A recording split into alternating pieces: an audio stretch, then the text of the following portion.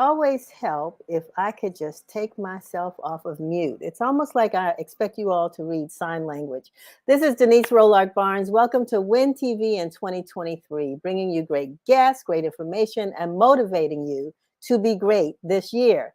This is the Washington Informer's digital broadcast, and we want to be your trusted source for news and information in the African American community. We're still here, and we're glad you are too. I hope you picked up a copy of this week's Washington Informer. This is it. And I confess we have a little error on the front. It's really a big error, but you know, it's just getting back into the new year groove. So please, I'll know you've read it if you send me a text or an email or a note to news@Washington Informer and said, yep, I saw it. We'll know what you're talking about. And we will make sure that we are on top of it throughout 2023. Anyway, you know, you can also read the digital edition online at www.washingtoninformer.com. If you're watching on Facebook, hit share so your followers can see the broadcast. And if you're watching on Twitter, be sure to follow us and we will follow you back. And be sure, please think about it, be sure to subscribe to our YouTube channel at Washington Informer TV. That's one word, no spaces, Washington Informer TV. And we are pretty excited this year because we're thinking about bringing another couple of shows to you that we think will address some of the key issues that are impacting our community and giving more voices, opportunities for voices in our community to talk about solutions, things that we're trying to do right to make this a great place to live. You've got some great guests today. The show is pretty packed, and I'm excited because we're going to have Bill Tompkins, who is President and Chief Executive Officer of the Montgomery County Economic Development Corporation. You know, if you're thinking about where to locate your business, this is an opportunity to talk to the man who can tell you why you would want to come to Montgomery County. And who doesn't know Dr. Willie Jolley? Well, we're so excited that we're going to kick the year off with Dr. Jolley with us today. He's going to talk about his new book, but also give us some motivation for the new year, which is what I think we all need. We're excited it's a new year, but you know, it's like, okay, how are we going to make this year better than the year before? And how do we set goals and all that kind of stuff? So Dr. Jolley is going to be here to talk to us about that. And then if you've never heard of an emotional intelligence coach, because I hadn't up to today, we're going to have Sylvia Balfour, Sylvia Balfour, who is with us all the way from Ghana, believe it or not. She's from Washington or in Washington, but presently she's doing some coaching out there in Ghana on the west coast of Africa, but she still took some time to talk to us about emotional intelligence. And so I think we can all sort of up our skills in that area. And then we also look forward to talking with Javon Jackson, who is a fitness expert. And for those of you all who set that, I'm going to lose, I'm going to gain, I'm going to strengthen, whatever you're planning to do, Javon Jackson is going to be here to talk to us about how we can set those goals and meet those goals without giving up in 30 days. And last but not least, we have financial expert Makita Smith, a real estate expert, and she's going to talk to us about opportunities that we might want to look at in 2023 as we, at the Washington Informer, are focused on keeping homes Black owned in the district with our House series. And this fits right into that as we talk to Makita Smith about how we can generate financial security, particularly through real estate. So before we bring on our guests, let's hear from our broadcast journalist, Curtis Knowles. This is WIN TV News, bringing you the news that matters. D.C. Attorney General Karl Racine announced Friday that Google will pay $9.5 million to the city to resolve allegations that it deceived and manipulated consumers to gain access to their location data, making it nearly impossible for users to stop their whereabouts from being tracked. Under the terms of the settlement, Google must pay the $9.5 million, as well as issue notifications to users who presently have certain location settings enabled, clearly inform users of data collection when they enable location-related Google account settings, and limit sharing of users' data and retention of said data. Racine said, quote, given the vast level of tracking and surveillance that technology companies can embed into the widely used products, it is only fair that consumers be informed of how important user data, including information about their every move, is gathered, tracked, and utilized by these companies. Buffalo Bills football player Damar Hamlin, at the age of 24, collapsed in the first quarter after colliding with Bengals receiver T. Higgins on Monday. After finishing the tackle on Higgins, Hamlin stood directly up, took a step forward before pausing and collapsing backwards. Hamlin had suffered a cardiac arrest moments after taking a hit to his chest during the tackle, causing the game to be suspended. Hamlin remained in critical condition Tuesday at the University of Cincinnati Medical Center, where he was transferred to. In a statement from the NFL, League Commissioner Roger Goodell said, quote, our thoughts are with Damar and the Buffalo Bills. We will provide more information as it becomes available. The House of Representatives has yet to officially vote on a House Speaker, with Representative Kevin McCarthy of California, the touted elect, coming up 218 votes short. Without a Speaker, the United States House of Representatives essentially becomes a useless entity. Because none of its members can be sworn in until a Speaker is chosen, there are no lawmakers to respond to an emergency or crisis, only representative-elects. With no rules adopted, the legislative process cannot move forward, no bills can be passed, or resolutions adopted. Representative Gerald Nadler, a Democrat of New York, said, quote, if there is a real emergency, we couldn't respond. Either the Republicans don't understand that, or they do understand and they don't care. I don't know which is worse, but it is a profound danger to the country as long as it lasts. Thank you, Curtis. Wow, there's a lot of news over the last week, believe it or not. And so we, of course, will keep Damar lifted in our prayers. It's been an amazing thing to see how the community has come together there in Buffalo. They've suffered so much over the past year, and they've come together and they're keeping him lifted in prayer. And it looks like he's getting better. And so we just hope that continues. And I think what we're going to do too, I've had people pose questions to us about this stalemate, what's happening on Capitol Hill, and trying to understand the process, especially from a DC perspective. So we will probably look at doing something on that in the coming weeks, because we want people to understand how this impacts all Americans, and why this process, which has reached a stalemate and hasn't been like this in over 100 years, believe it or not. And even then, it's my understanding that it took 100 and some votes before they finally came up with a speaker. So we want to talk more about that in the coming shows. But right now, we're going to focus on our guest. And before we bring Bill Tompkins on, we're going to take a look at a video.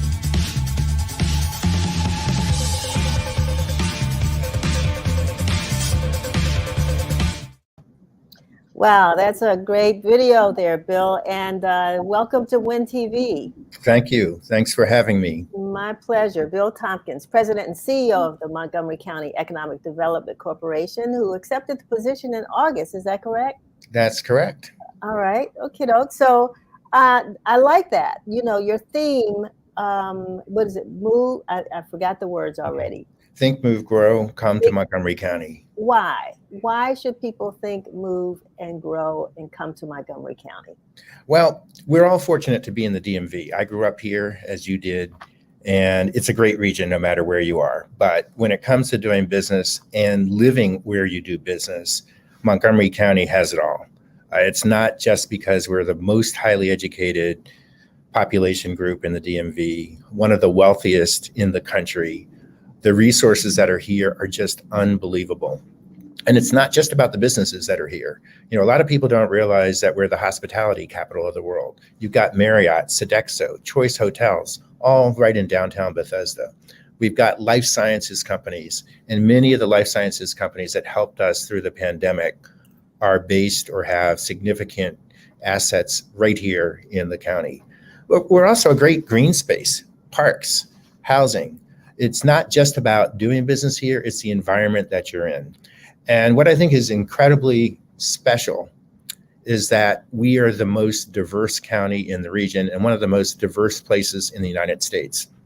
A lot of people don't know over 150 languages are spoken in the public school system here because there are that many residents from all over the world right here in Montgomery County. So there's a good chance that when you walk down the street, you're going to see someone who looks like you.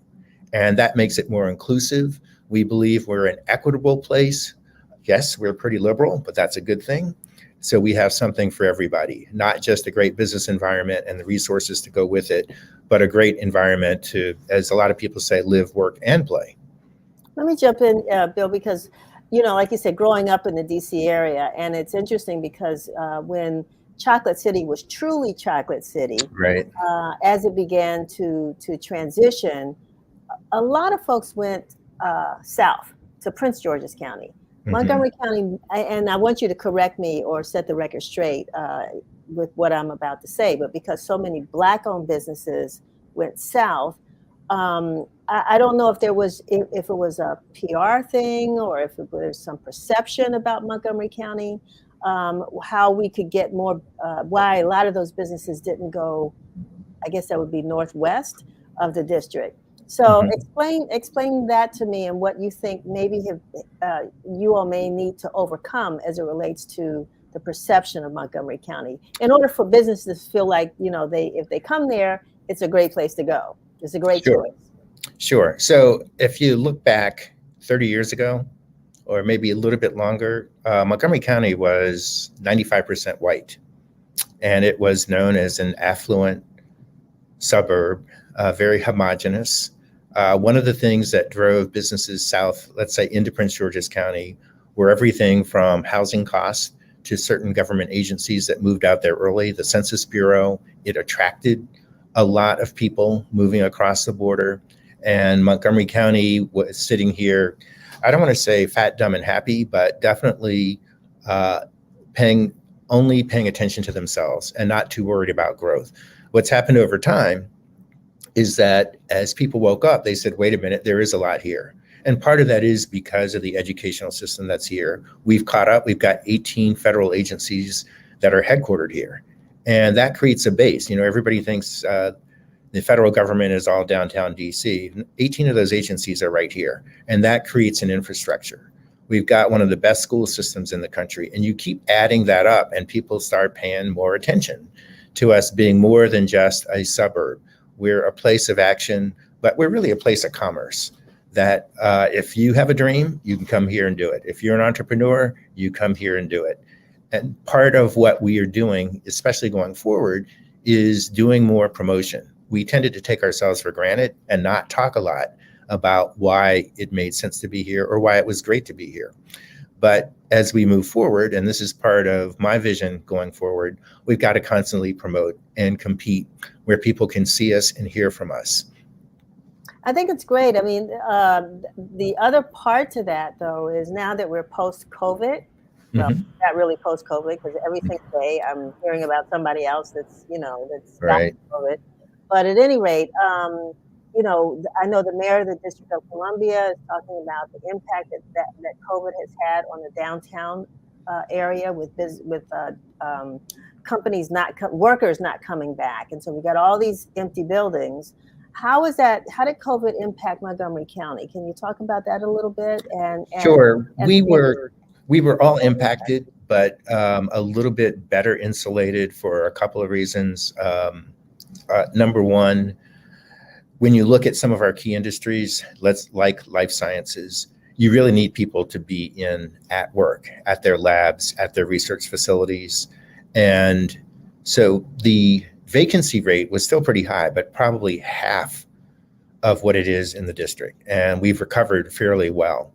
I would also say that in terms of the supply and demand of space that was available, I think we're in much better shape because we There is so much building that was going on in DC, and still is, by the way, that you had lots of extra space. While we have the 18 federal agencies, the ones that are here need more people to be at work, whether it's NIH, whether it's the FDA, huge facilities. But we were definitely impacted. And our recovery has been pretty good, but we're not back at 100%. I just looked at the unemployment rate. The region is doing pretty well. We're down around 3.4%, which is great. That's almost like no unemployment. So I think the bounce back has been terrific. What nobody knows is what the long-term effect, and I'm talking about 2024, 2025, is going to be on the commercial real estate market. And that's partly supply and demand. That's partly shrinkage. You mentioned that the mayor, in fact, I was reading about this, is sort of saying, well, look, if you're not going to use these offices for work, turn them into housing. Now, practically speaking, it doesn't work that well because there are different requirements, different zoning requirements. Buildings are built in certain ways that you can't just switch it over as easily as people would like. But it's something that we're keeping an eye on at the same time, because I think the federal shrinkage, and anybody who's running a business is going to look at how much space they really need. And I think when we have one of your guests come on who talks about emotional intelligence and playing in, none of us know where we feel comfortable in terms of coming back to work or this hybrid work environment. I think it is going to be a big mix for a long time, but where there are problems, there are also opportunities to create other business resources that satisfy a more mobile workforce. I know you're here to open the door wide to invite anybody that has a business and is looking for a location to base their business to Montgomery County. But are there any key areas that you think the opportunities are best for certain businesses? What are some of the key areas? We've got key areas no matter where you want to go. Okay. Whether it's Bethesda, whether it's downtown Silver Spring, whether it's Germantown, Maryland, whether it's Wheaton. We just built a huge new quasi-government office facility in downtown Wheaton, a 14-story tower. It depends on what you want. Some people don't realize that over a third of the geographic area in Montgomery County is part of the agricultural reserve. And it adds a really different and special feeling to the county in terms of lots of open space. And it's not just about farmland. There are probably more vineyards and breweries in Montgomery County than anywhere else in the close-in region. You got to go way out to Loudoun or Prince William, where there are a lot of those. But think about it, whether you want to do that or whether you want to have a hair cuttery, we've got a place for you. And we are very agnostic about where people go because it is such a diverse county. And we've got Metro here, absolutely. We've got sites along the Potomac River. We've got the urban environments. If you want to go to Restaurant Row, you can do that in Silver Spring. You can do that in Wheaton. You can do that in Bethesda. And from my point of view, you don't need to worry about whether there's something here for you. We do have it all. Big businesses, small businesses. We've got about 33,000 businesses here. Wow. 30,000 of them are small businesses. So that tells you something. It means if they're able to survive and thrive here, anybody can. So there's so much I would want to ask, and I know we don't have a lot of time, but for businesses that may even need assistance, right? Financial assistance. Real estate, trying to figure out where to Right. locate their businesses, financial assistance, or just even if there are what do I want to call them? Certain programs Sure. that, particularly for minority-owned businesses, that allow the government to do business with them. I don't know. We don't use the word set aside. That's illegal. No. We can't talk about that. But just certain programs that are available to just Right. make sure that there's opportunities. And do they come to see you? They come to one of two places. Okay.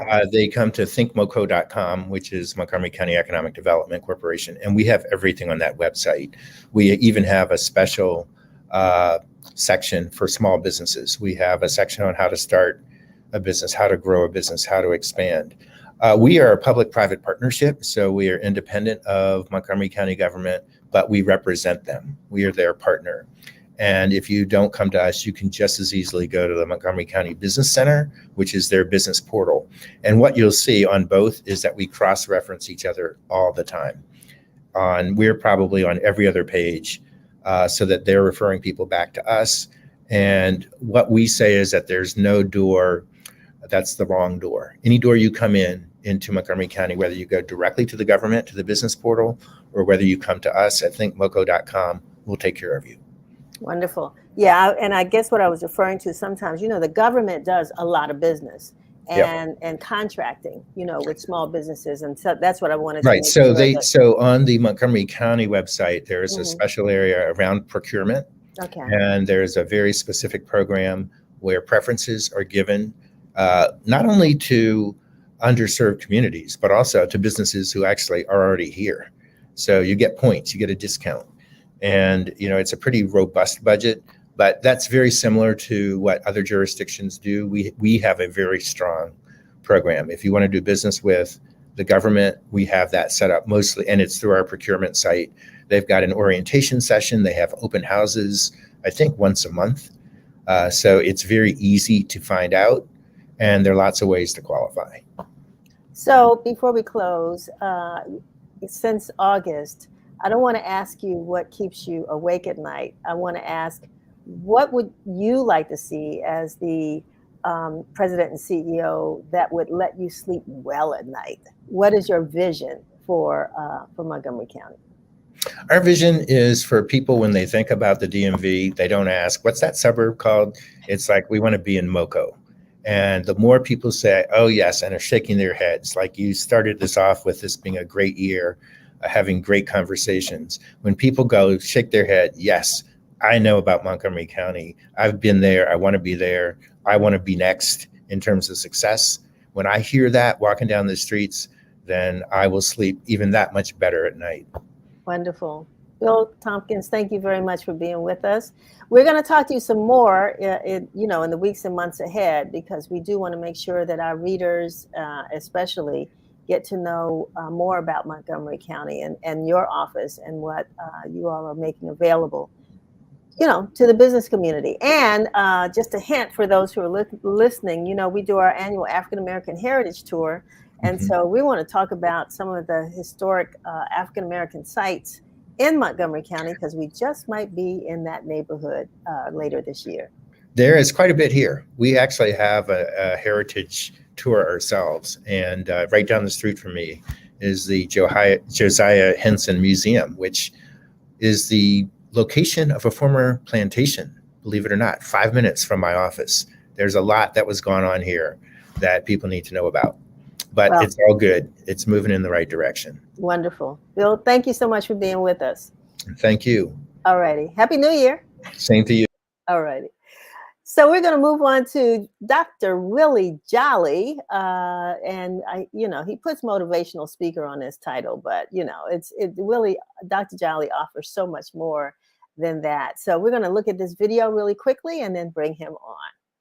Hey, it's another great day. This is Dr. Willie Jolley, and today's message is taken from my book, It Only Takes a Minute to Change Your Life. If you want to change your life, how long do you think it would take? Well, most people think it takes a long time, but in reality, it only takes a minute. The minute you make a decision and move in a new direction is the minute you change your life. You might not reach your destination in a minute, but you certainly can change your direction in a minute. The problem is that most people will not make the decision. They bounce around the idea and never move on it. They get caught up in the paralysis of analysis. I encourage you to move on your ideas, and you will see that it is true, that the minute you decide and move on that decision is the minute you change your life. This is your minute to act. Do it now. Don't just think about it, act on it. This is Dr. Willie Jolley. Look, go to winwithwillie.com. Winwithwillie.com for resources to help you win more. And share this video with everybody you know. And remember to make the most of each and every minute, because your best, your best, is still yet to come. Make it a great day. Woo, I'm ready. I'm ready. And before, I'm so glad I have more than a minute with you, though, Dr. Jolly. My dear friend, my dear friend, my dear friend, Denise Rolock Barnes. You know, you have, and everybody who's watching has only just a minute, only 60 seconds in it. Forced upon us, we can't refuse it. We didn't seek it, we didn't choose it, but it's up to us to use it. We must suffer if we lose it, give account if I abuse it and you abuse it. Only a tiny little minute, but our eternity is wrapped up in it. So I'm grateful for this minute, this moment, this honor, this opportunity to be with my dear friend, my sister girl, Denise Rolock Barnes, and everybody with Washington Informer. Especially, I got to shout out my friend, brother Burke. You know, he is Oh, yes, Ron yes. Burke is just a icon of sales in our community, and he works for you and had been a big part of your family. No question, no question. And you know that I call a poem or whatever that you just recited was something my father opened up all of his speeches with. You know, and Absolutely, I loved absolutely. it. Hey, there's one more thing your father did, and I extracted it from him. I feel good. I feel real good. That's right. I'm wide awake. Are y'all feeling good? He used to do that at the beginning of his speeches. What a great man, and what a great legacy he left for all of us. So God bless you. Well, tell me now, you know, you this is the beginning of a new year, Yeah. right? And everybody's either has sat down and maybe not everybody, but written out these goals. I read something the other day that I've been sharing with folks and it said, as opposed to writing goals, write a letter to yourself that Hmm. includes goals and whatever else that you hope to see for your life in the next year, and put it somewhere so that at the end of next year, at the end of this year, you can read it and not really judge yourself, but just determine, you know. But anyway, talk about that. Talk about the Yeah, whole you know, idea of I setting think that goals. that's a unique idea. I've never heard of that one before. But you know, most people beginning of the new year, what they do is they make resolutions. I resolve that I'm going to make more money this year. I resolve I'm going to lose some weight. I resolve I'm going to get healthy. I resolve, and you know what? It doesn't work. It's a feel good uh, practice that people do at the beginning of the year. The problem is by the 25th of the month of January, they've forgotten what they resolved. They've forgotten it. And so I encourage people to not make any resolutions. I encourage them rather to set goals, to set goals. Now, for many people, they think that they're the same thing. No, a goal has certain characteristics that are very unique and make it a goal. Number one, it must be written. Scripture says, write the vision, make it plain that he that reads it may run the race. So a goal must be written. Second, it must be what we call SMART. And that SMART. I got two R's in there. The first Hmm. S is for specific. Rather than saying, I want to make more money, how much more money? What's the number? Be specific. Well, I want to lose weight. How much weight? Be specific. So it must be specific. Next, it must be measurable, that you can actually measure if you hit it or didn't. You can check it. People say, I want to be happy this year. Well, how do you measure happiness? I'm happy every single solitary day I wake up without a chalk outline around my body. I am happy. So you've got to make something measurable. Then it must be achievable. It's in the realm of possibility to say, okay, I made $50,000 last year, but this year I'm gonna make $1 billion. Okay, that's probably not going to happen. So it should be in the realm of achievement that you can do this year, and then you can grow on it. Then it must be realistic and relevant. Realistic means that it is in the realm of possibility. Okay, even in the now. Our team, the Washington football team, is in need of a quarterback. And so let's say I set on my goals list this week, I'm going to be the new quarterback of the Washington football team.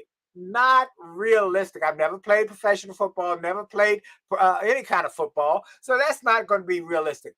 So make them realistic, but then also relevant, which is your why. Why do you want this? Because that's what's going to keep you going when it gets tough. It will get tough. You know, I wrote a book, A Setback is a Setup for a Comeback, a book that's gone on to be a global bestseller, A Setback Setup for a Comeback. And let me tell you, you're going to have some setbacks. Not maybe, not might. You will have some setbacks this year because that's life. But when it comes your way, when you have the setback, what's your why? What keeps you going? My friend Everett Hall, many people know him up on Wisconsin Avenue and Chevy Chase area. He said the reason that he keeps going is because his father worked overtime and did all he could in a factory in Ohio to make sure his sons, and many of his sons are in fashion, had material and designs and the tools to create these clothes for men. And so he said, I've never forgotten that commitment and that dedication. So what's your why? What is it that makes you keep going? And what's your reason? And last, but the T is for time bound. You say you want to achieve it. If it's not time bound, you will procrastinate. So I have some new books that I have set goals for to be finished this year. I got a new book. You're going to love this one. That is called Rich is Good, Wealthy is Better. And so you're going to hear about that. But then I want to lose some weight this year. And I got a date and amount that I want to reach this year. So I'm encouraging you to make it one, written, then write the vision, make it plain that he that reads may run the race. Then smart, specific, measurable, achievable, realistic, relevant, and time bound. You do that, oh, it's going to change. In fact, Denise, last week I was in St. Martin, and I was speaking there, and they invited me to do a radio show on the French side. I was speaking in the Dutch side. They went on the French side, and they put me in the radio studio. I sat down at the microphone, and the owner was in his office. He came out of his office, going through the studio, and he stops and said, they told me we had a guest. I didn't know it was Willie Jolly. Oh my God, Willie Jolly's here. Willie Jolly. And he goes on and on and on. I'm saying, why is he so excited? He said, let me tell you why. 25 years ago, you came to the French side and you did a speech as well as interviews. I was the engineer on the radio station who was working that day. You talked about setting goals, dreaming big, and taking some of your money and investing it for your future. That is why I own this station today. I own a hardware store down the street. I own some homes in the next block. All because of you. I had no idea you were the guest. And I said, thank you, sir. But that's why I was here, to try and encourage others that it's possible. So set goals and then do this work. Go to winwithwillie.com. Everybody go to winwithwillie.com. There'll be a item there that you can click called the goal setting, goal achieving class. Click it. Invest in yourself, invest this year in taking that class, and it will grow you. It's a 3-hour class. Sit down with your family, do it together. It will grow your success. And then do what Denise said, write that letter to yourself and say, this year, I planned and I talked about, look what I was able to do in advance. Look, the best way to predict the future is to create the future you want. Wow. I feel like I'm just in the audience listening, which I am, because, your words of wisdom are just so, meaningful. And so this is something that we all, are just trying to figure this thing out. How do we figure this out? So let me ask you another question just really quickly, because Sure. our time is short. But when it comes to teams, like, myself, I'm a business owner. You talked about a business owner. It's easy to set goals for yourself. And then, whether you achieve them or not. But what about in a team setting? I know you've talked to corporate folks. Hopefully you'll be out there in Montgomery County talking to those folks out there as well. Right. How do you talk to teams? Because that's a great question, Denise. Here's what I tell people. The best way to grow your future is to grow yourself. The best way to grow your organization is to grow your people. Great people tend to give great service. Good people give good service. Mediocre people only have the capacity to give good service, and negative people will kill your organization. So that is why I wrote the book, An Attitude of Excellence. It's 2 books in one. The first half is to grow your people, and the second half is to grow yourself. And so last week, as I said, in St. Martin, they bought one for everybody, all the workers, because they know that if you grow your people, you empower and inspire your people, they will serve the customer better. If they serve the customer better, that customer will not only come back, but they will talk about you in their friends and their network, and they become your unpaid marketing tool and team. So Attitude of Excellence is, again, winwithwillie.com. Go to Attitude of Excellence, get a chapter from the book, and then start looking at it. And if it makes sense, get some for your people. Marriott, Hyatt, Blue Cross Blue Shield.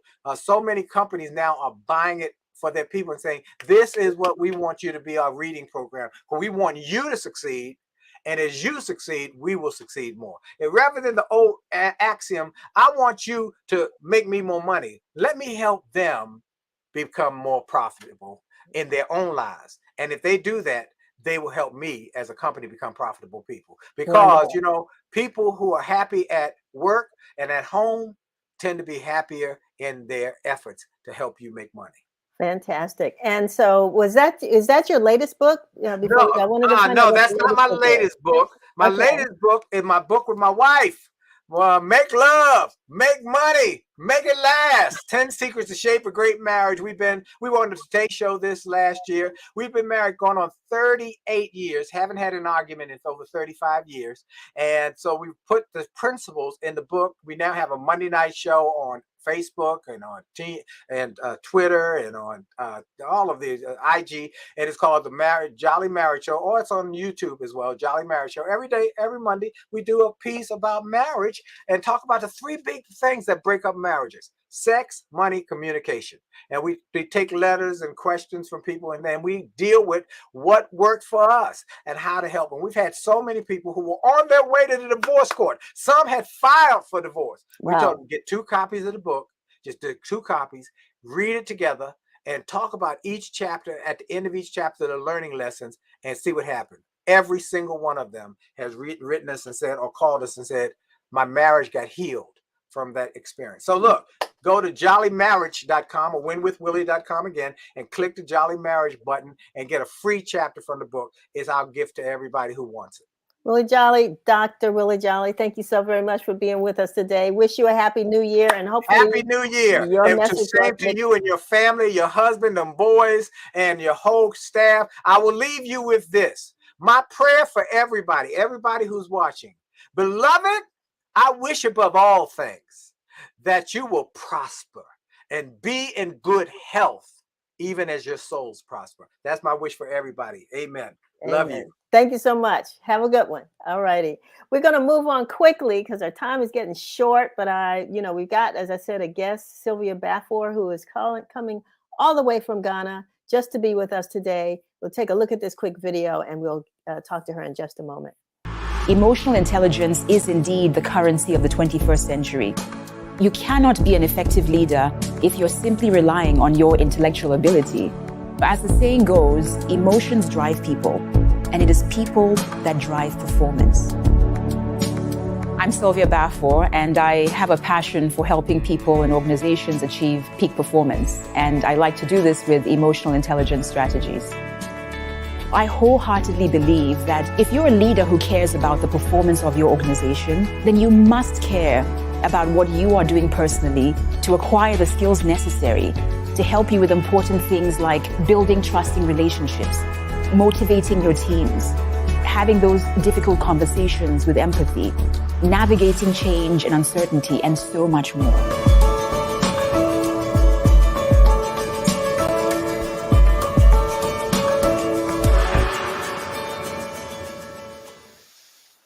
Wow, Sylvia, that sounds so great. Welcome to WIN TV. I'm glad to have you with us, especially on the heels of Dr. Jolley's really sort of how we personally deal with our own personal lives. Let's talk about emotional intelligence. What is that? And what does a person like you help us to, embrace that or succeed with it?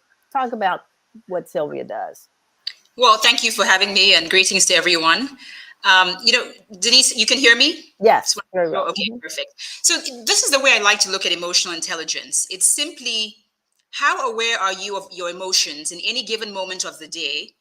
And then how much do you care about the impact your emotions have on you and the people around you? So that is emotional intelligence in a nutshell.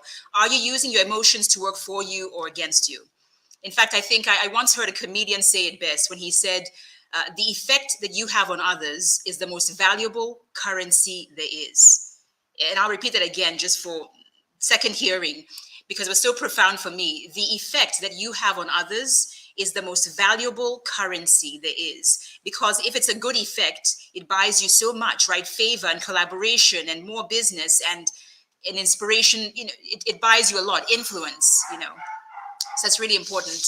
So in a nutshell, that really is emotional intelligence. And when I work with individuals in coaching them, I'm helping people in a customized way, because everyone's going to have their own needs, right? I mean, I work, for instance, with a VP of HR at the moment who is not known as a people person, ironically, for being in an HR role. And so we're working on particular strategies to help her be more approachable, to build that trust that her team is relying on, and just helping, how can I help you become the kind of person that others truly enjoy and want to be around? That's really in a nutshell, because we don't exist in isolation, right? We live in relation to other people, and the most happy people in the world are those who have meaningful and sustained connections with other human beings. And we cannot do that if we don't care about how we are moving through this world.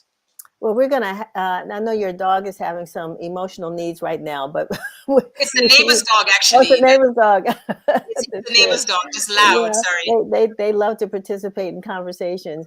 But so as a coach, and especially at this time, like in a new year, how do you get people to achieve goals and intentions and really focus in on that emotional intelligence? Because I don't think it's anything we really ordinarily think about. We know we experience feelings throughout the day, right?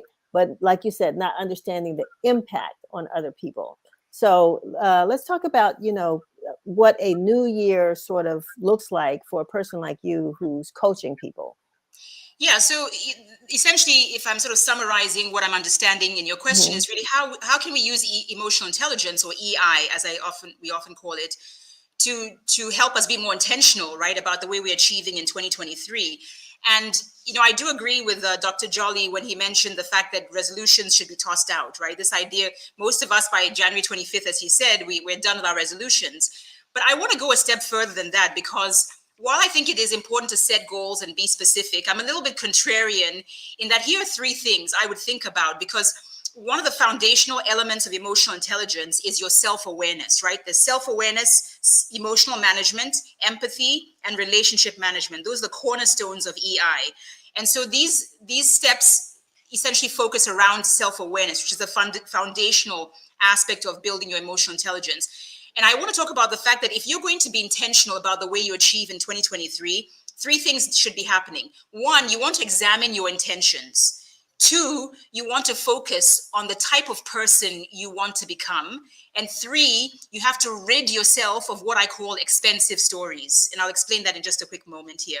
So the first one is, oftentimes, with these New Year's resolutions, life happens to us and they're out the window, right? So my contention to you is examine your intentions for the goals you've set for the year. Why are you doing what you're doing financially, or in the health and fitness sphere, or in your relationships? Are you going after those goals in 2023 because of how it's going to make you look to others, or how it's going to allow you to feel like you belong, or are you pursuing these as almost like a lifestyle that will become a part of who you are?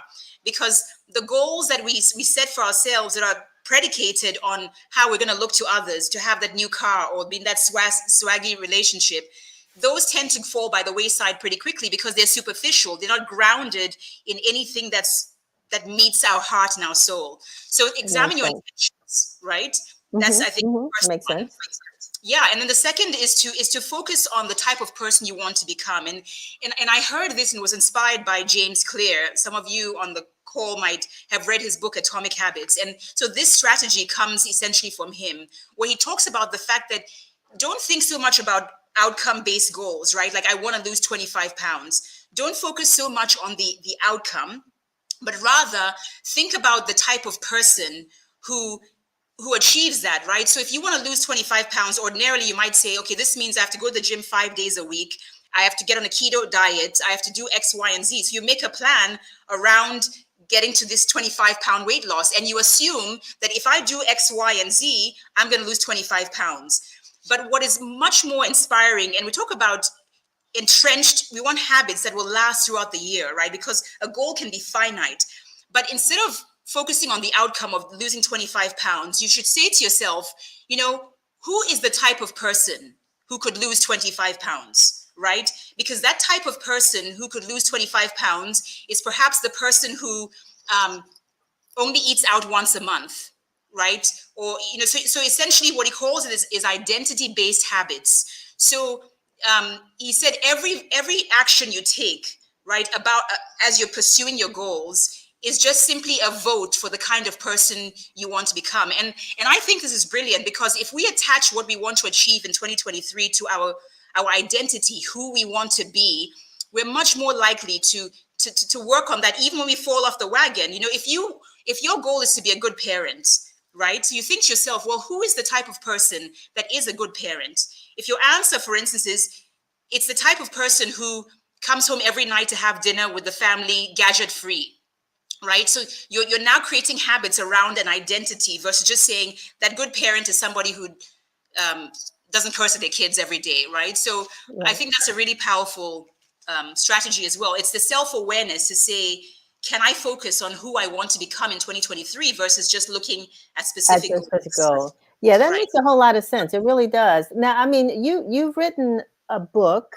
I don't Right. know. You may be like Dr. Jolly. Well, you know, you have a whole bunch of them behind you. Oh, But it's I know just- you. Tell me a little bit about the inspiration for the book, and you know, and who inspired you essentially to go down this path. Okay, so really, in a nutshell, I was inspired by Dr. Maya Angelou, who I had the really the humble privilege of being mentored by for the last 13 years of her life, and it was just such a privilege to be in her presence, to ask her questions. I actually met her initially when I was waiting tables at B. Smith's restaurant in Union Station in DC about 21 or so years ago, when I was just starting out in the speaking and coaching industry. And she took me under her wings and would make time for me at her home in Harlem so I could pick her brain and ask her questions. So that's a big place of where my inspiration came from. And many of you are familiar with the quote that she's most remembered by, right? That people will forget what you said, people will forget what you did, but people will never forget how you made them feel. Right. And that's what emotional intelligence is all about. So the book itself is not very clinical. It's not scientific. I often say to people that if you're looking for an emotional intelligence book that will make you feel like you've earned a PhD by the time you're done reading, then this is not the book for you. You know, but if you're looking for a book that has stories that captures everyday people's lives using or not using emotional intelligence and the aftermath of that, then this might be useful. So it's simply a book that shares strategies for how can you raise your self-awareness? How can you manage your emotions better, right? We all get triggered by certain things. How can you manage it in a way that allows you to still bring your best to each day? How can you show empathy? Because empathy is something that we need most with people we can't relate to or disagree with. You know, empathy with people you agree with is not necessary, you know, and it's not about being nice, but empathy is about allowing others to feel seen and heard, even as you disagree with them. And then, of course, if all those things are happening well, then your relationships are thriving. And so all of that is in the book, with many stories, a breakdown of how specifically I met Maya Angelou, and the expensive stories I talked about. I think in the interest of time, we may not get to that, but I talk about ridding yourself of what I call expensive stories as you move into the new year. Wonderful. Sylvia, this has been really good. I really, really appreciate you coming to talk with us today. And we may want to examine this a little bit more as we move forward. Where can people get your book? So my book is on Amazon. Okay. It's I Dare You to Care, but if you would like an autographed version, then you can go to sylviaspeaks.com, the website, and under the tab for book, you can find that. Then I can autograph it personally. I don't have too much control about how Amazon fulfills the book. But either one, you can. And also there's an audiobook version. If you're somebody like me who likes to ingest books with the auditory, then I have an audiobook version as well on Amazon. Well, I wish you so much more success, because your success means a success for a lot of people who get the words and the coaching that you provide. So thank you so very much. What time is it where you are right now? It is just about almost 6 o'clock. Okay. All right. The end of the day. Dinner time. Happy New Year to you. And thanks again for being with us. Thank you, Denise. It was a pleasure and a privilege. Thank you. Alrighty. My pleasure. My pleasure. So we want to move on now because we've talked about emotional. First of all, we talked about moving our businesses and places that welcome us, and that's in Montgomery County. And also, Dr. Jolly has given us some exciting things to move forward, as well as Sylvia Bafor. But now we want to talk about moving. We're talking about now moving the body, because I know you all have put, at least we talked about those resolutions that folks keep saying we need to throw out, but we want to lose weight, we want to eat healthier, all of that. Jovan Jackson is here to, kind of get us through that process as well. I don't know, Jovan, who is a fitness expert, I should say, but are you in agreement that we need to throw out these resolutions as well? I would say most importantly is identify your why. Okay. Why do you want this new lifestyle? Why are you making a resolution? I think to piggyback off what the last guest said is that it has to be an actual concrete reason why you're doing what you're doing. If you're doing it for superficial reasons of, I want to look good on Instagram, or I want to take pictures, or I want to lose 30 pounds next month for my birthday, and then after my birthday, I'm gonna gain it all back. If those are your reasons, then it won't stick. There has to be a deeper rooted reason of why you're taking the necessary steps to change your life. It has to be for you and you only. If you're making these changes for anyone else other than yourself, maybe your kids, but anyone else other than yourself, then it's pointless. It's completely pointless. And when it comes to fitness, which has been one of the things that a lot of people think about, at a certain age, folks want to, run those marathons. Some people want to walk marathons. Some people want to get into exercise classes. Some people want to swim. Some people think they're too old to do certain things. They can't walk or run like they used to. So how do you actually find that, that fitness program that works for, that might be tailored for you? Or should we not even worry about that either? Just get in there and do something. So honestly, it's whatever you're going to stick to. I say the same thing when it comes to fitness or a certain meal plan. Whatever you're going to actually do, that's the best program for you. So if someone says you need to go lift weights and squat heavy weights, but you don't enjoy that and I'm never going to do that, then that's not the best for you. If you enjoy walking, do what you enjoy doing that can comfortably fit into your lifestyle. It has to be something that you actually enjoy doing. I don't care how great something is for you. If you don't enjoy doing it, you won't be consistent with it. I don't care if I tell you chicken breast will make you lose 100 pounds. If you hate chicken breast, you're not going to eat it. So whatever you're going to actually do and enjoy, that's the best program for you. So you're an ambassador for the district for the Mayor's Fit DC program. I know she launched the kicked off the year with the big. Everybody thinks it was a run. I walked, but it was a run and walk. Some people actually did run, but this is probably more than just a one-day event. So tell me about your path into physical fitness, and then what does it mean to be an ambassador for Fit DC? And see, me, I'm one where I try to make fitness fun, because there's only a very small population of people who enjoy the pain and hurt of fitness. We have like 5% of America. The rest of us want to have fun and enjoy the process. So the way I came into fitness is I don't want people to feel like, oh, I got to go to the gym. Oh, I hate it. Because once again, if you don't enjoy it, you're not going to stick to it. You may come for a week, but then you won't continue after that, which is the whole resolution thing. They make a resolution, they go for a week, maybe a month, and then you don't see them until next January. So I try to make it fun. So we do a lot of dancing, we do a lot of cardio that makes you move your body and have fun. So at the end of the 45-minute workout, you're like, man, that was so much fun.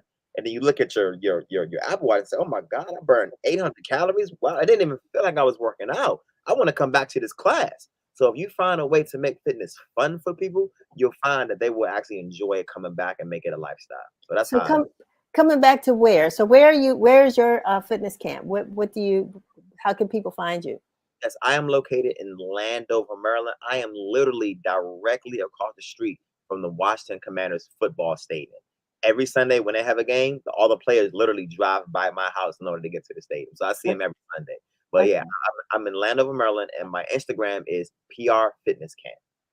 Wonderful. And so for those who are more seasoned that are watching this show, who may have never either they exercised when they were young, they played a sport or whatever, and then just stopped. And now they're 50, 60, 70 years old. Are there programs out there for them as well? And Yes. what would you advise them if Yes. they're just wanting to start? Oh, no problem at all. Yes. So the oldest client I have right now is about 64 years old. She comes to me 4 days a week.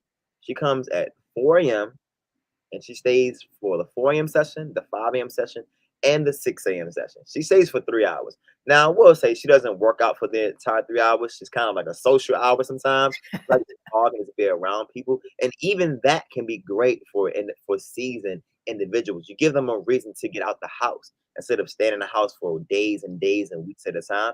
Just to give them a reason to get up, get out the house, get active, meet people, talk to people. It can be very great for them. So I have 4 a.m. classes, 5 a.m. classes, and 6 a.m. classes for those early birds, like to get up, get active, and get it out the way. So I have classes that are beneficial for the young crowd, the medium crowd, as well as the seasoned crowd.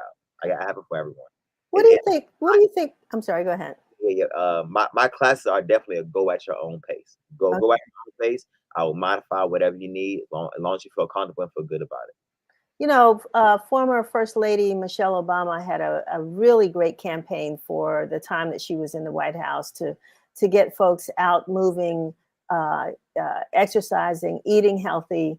And that went away, you know, with a man who liked, I forget what he liked to eat, but whatever it was, we won't have to go back to that. But I mean, what is it that you would say as an ambassador? Why is it important to stay physically active? Because if you want to prolong the later years of your life and have them be as healthy as possible, who wants to live the last 10 years of their life in the hospital, sick? You can't walk, you can't play with your grandkids, you can't do things with your children or your grandkids that you want to be able to do. Who wants to live the last years of their life like that? You know what I'm saying? Sick in the hospital, in a nursing home. You want to be able to continue to move until your last days. You want to be healthy. You don't want to be suffering from a chronic disease as you get older, because the older you get, the harder it is to stay healthy. So you want to make sure that you are healthy in your earlier years, healthy in your middle years. So when you get into your latter years of life, you can just maintain what you have. You can just be healthy as you grow older. You know what I mean? No one wants to be limping and walking around and having chronic diseases, living out their last days of their life. You want to be as healthy and move around as possible for yourself and for your loved ones as well. It's funny. I went to a doctor once, and he diagnosed, and I don't even know where it was now at the point, but he said, you know, the bad news is that you have arthritis in this particular area. He said the good news is if you keep moving, it won't bother you. And clearly that must be the case, because I can't remember where it was. So, you know, what you're saying is really important. It does make a lot of sense. Now, are you also a personal trainer? Yes, I do personal training. I do group classes. I do private events. I do it all. I do it all. Okay. All right. So I think we want to put up how folks can contact you if they want to come to the camp. Right. Okay. There we are. And maybe bring you on as a personal trainer as well. For the new year, what is your message for folks for 2023? Happy. Be happy. Be happy with the body that you currently have while you work on the body that you want. Because the one thing you don't want to do is work out with the idea of, I hate my body, so I got to work out. I hate my body. If you're going with that mindset, that doesn't come from a good place. Love the body you have while working on the body that you want.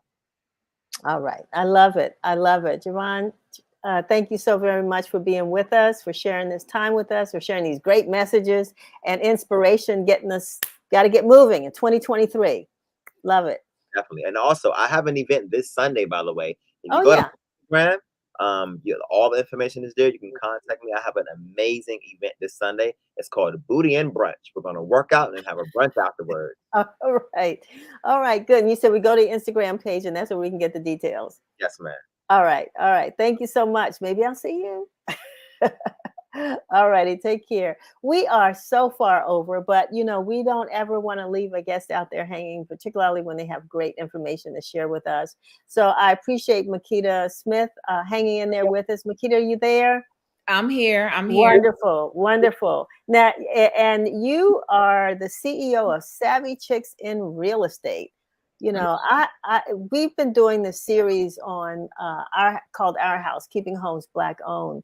And one of the things we're finding that, individuals like yourself, real estate groups are coming up together and really trying to get the message out about not only financial wellness, but also property ownership and what have you. Tell us about Savvy Chicks in Real Estate. What's that? So Savvy Chicks in Real Estate, it actually is a marketing agency and a business consultant agency that helps women in real estate to build their brand online and offline. And I founded the company back in 2017 when I had a lot of real estate agents, just because I've been in real estate since 2004. They were reaching out to me saying, like, how are you getting all this business online? And so I turned it into an actual business. And so it's one of the things that I've been able to do over the last 4 or 5 years that I have absolutely loved to do. And of course, a lot of the women in Savvy Chicks in Real Estate are attracted to the brand, to myself, because I look like them, I talk like them, I move like them, and we have a lot in common. And so a lot of those women are African-American women from all over. And so for me, my goal is to help them to be able to thrive within their local market. And now we're moving them to build their business outside of their local area and get licensed in other countries, because that was something that we were not looking at doing. And especially for Black women in real estate. That's amazing. You're right. It's I mean, when you said that, I just thought about it. I mean, to sell real estate in other countries is something, because there are a lot of, there were stories about people who are relocating or actually buying vacation homes or what have you. And, who do you do business with that you can trust? Right. And so that sounds like something Savvy Chicks in Real Estate is well, it's the marketing firm, but it sounds like something you all are addressing as well. Is that correct? Yes, because I actually have a conference every single year that's called Licensed and Unbothered. And so one of the things, also the reason why I birthed the company, is because when I was getting my commission checks when I was, in my 20s, no one told me that I'm helping somebody else to buy a home, that I should be helping them to myself to also buy a condo, to buy a multifamily property. And so for me, I'm letting the ladies know, you need to have multiple streams of income. So while we're helping our community and helping other families to achieve wealth through real estate, we need to be helping ourselves because we don't do that for ourselves. We're normally the ones pouring out and helping people to achieve their real estate goals, when we need to be achieving our own as well, in addition to what we do for our clients. We're recognizing January as Financial Wellness Month. And so while we're talking about resolutions, which we probably can't talk about now because we've been told to throw those out the window, but let's talk about goals, financial goals in 2023. What is your message to young real estate professionals or anybody when it comes to setting those financial goals for the new year? So I actually just had a quarterly planning session with real estate agents on now almost 2 weeks, because we're almost a week into the year. About 2 weeks ago, we had a quarterly planning session, because I found that when you are looking at your annual goals, and let's say, for an example, a real estate agent, you want to make $250,000 per year. A lot of times they're focused in on getting those goals accomplished for the entire year. But if you break those goals down into quarterly goals to where you're able to achieve them month by month and build it out every 3 months, I want to accomplish these core things, you will be able to hit those goals even more when you work on your core projects. So what are the things that you most importantly want to get done? And then what are some of your quick wins that you can get done? And then what are some fillers, some things that, like, you need to check off your plate, but if you don't do it, it's not going to hurt your business. And that's how they're going to be able to see their business grow. I was talking to a realtor late last night, maybe about 2:00 in the morning, because sometimes they reach out on IG, and she was just telling me how she's in a market to where it's predominantly white, and it's been hard for her to break out into the luxury market.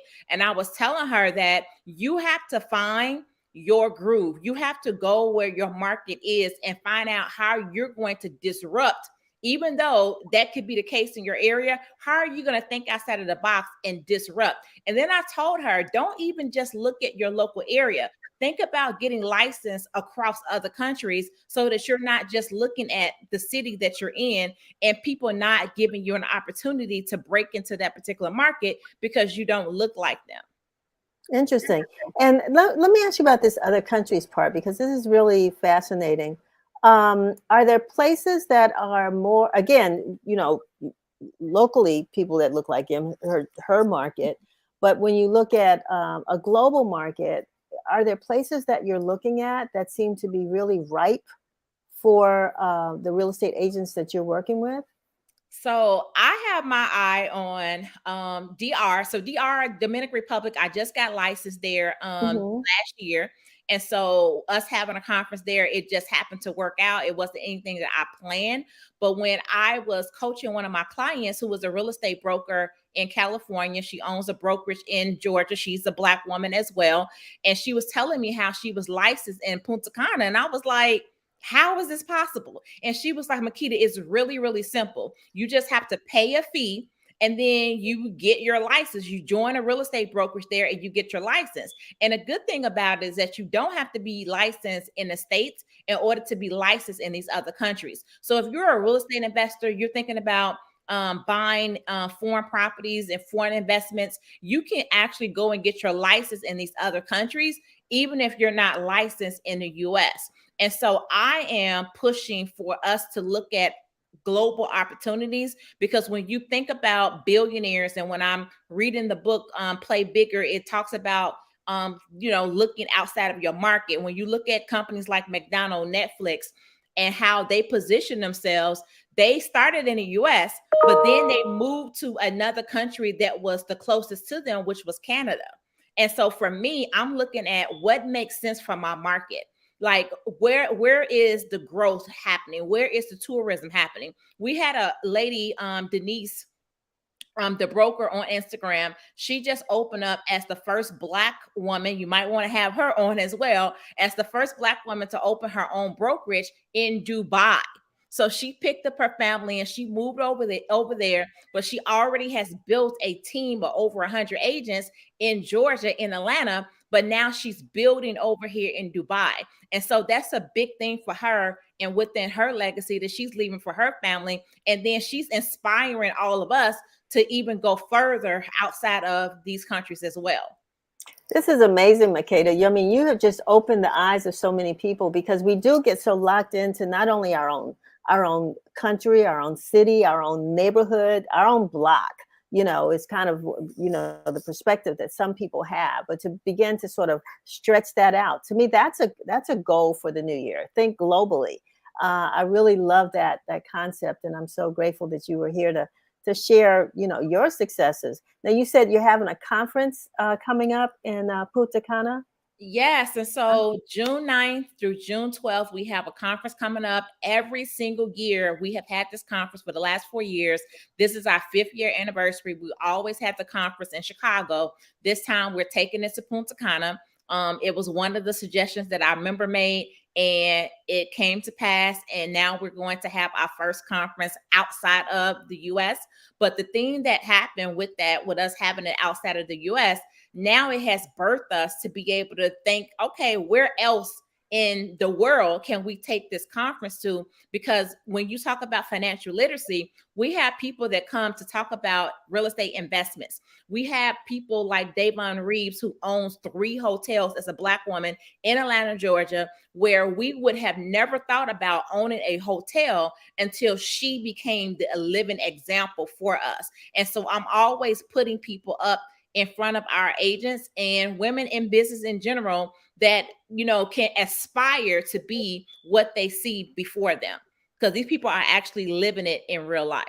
So how can people find out about the conference? They can go to savvychicksandrealestate.com. There is an entire page that breaks down the conference and everything that's going to be going on. We just had an emotional intelligence expert on. We're going to have a body language expert on. So I was really tuned in when Sylvia was talking, but we're going to have a body language expert that's going to be teaching our ladies among real estate property tours, because now I want to take the ladies and let's look at some beachfront properties. Let's look at some hotels that are in Punta Cana and see what's for sale, see what we can own, see what we can buy, and then have it as short-term rental, that even if it's going to be your vacation home, a second home, you can always rent those things out and put it on Airbnb and other places for people to be able to book as well. And that's additional streams of income. There is no shortage of money to be made out here in these entrepreneur streets. Oh, I love it. I love it. Makeda, thank you so very much for being with us today and for inspiring us, you know, as far as our pocketbooks are concerned. Mm-hmm. So I love it. We hopefully will get some more information, talk to you again. I always like to have my guests to know that you're welcome to come back anytime and to talk some more about, you know, just all of the wins that you're experiencing. So good luck to you. Happy New Year. And thanks for joining us. Thank you. I appreciate it, Denise. Okie doke. So that brings us to the end of another edition of Win TV. I hope that you will leave this show feeling really inspired and thinking creatively about things that you can do for your mind, for your body, for your pocketbook, for your emotional self, all of that. And I want to thank Chevy Lasser, our producer, for bringing all these guests to us today. It was quite an interesting package, I think. So I'm going to go off now and try to write down a couple of my little goals. I haven't finished my letter. I'm going to be doing that. Then I haven't finished my letter. That was my goal, to write a letter, and now I haven't finished it. So I'm going to go on and get that done. And you all do the same. And maybe we can talk about some of those things that we put in our letters, even though they're supposed to be secret. That's it. We're way over time, but I want to thank you so much for being with us. We will be back next Friday, same time, here on Win TV. Have a wonderful and safe weekend.